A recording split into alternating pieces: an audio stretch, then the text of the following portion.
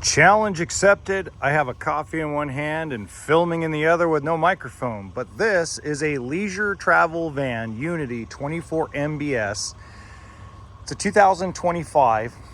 Now, a lot of folks have told me that this is the best of the best when it comes to the Mercedes Class C. Well, B plus Sprinter. I call it the B plus Sprinter. But you can also consider a Class C because it's got a slide, a little overhead compartment area. It's not quite like a Sprinter van, like a Storyteller or other leisure van products. What I will tell you is, from my perspective, I think it's a really well-built motorhome, but I would still take a Pleasureway over this any day of the week. Now, a lot of that has to do with the fact that I'm a big fan of Pleasureway, so I have a little bit of a bias, obviously. But when I take a look at this motorhome, it seems to have more flash to me. And when things are flashy, I tend to have more question marks. Doesn't mean it's a bad thing. It doesn't mean it's a bad product. I want to make sure that's very clear, because a lot of folks misconstrued what I say and say, "Oh, you're just upset because you can't sell it." No, I can sell them if I want to. I can just go work for La Mesa RV or Rec Van if I wanted to. Now, I like the concept of the Murphy bed, and I love how comfortable those seats are.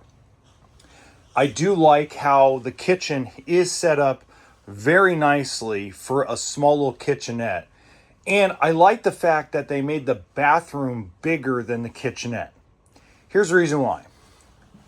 A lot of these Class B pluses, Class Cs, whatever you want to call this, have very little shower and bathroom room. Now, while that toilet does make you feel like you're in a sardine can, it gives you the extra drawer and closet space.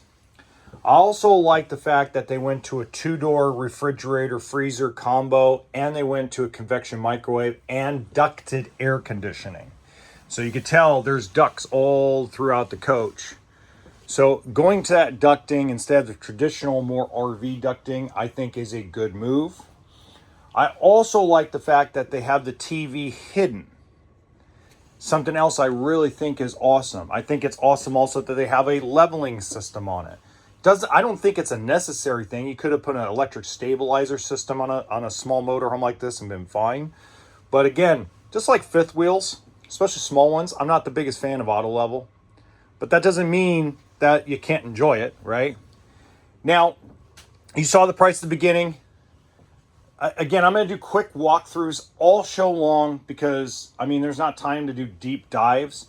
But give you an idea, this is a 2025 that's been set on their lot since May. So it tells you the margins on these things are not very high. So there's not like a big spread. And that's okay. But until next time, remember that RV stands for toolkit and sense of humor.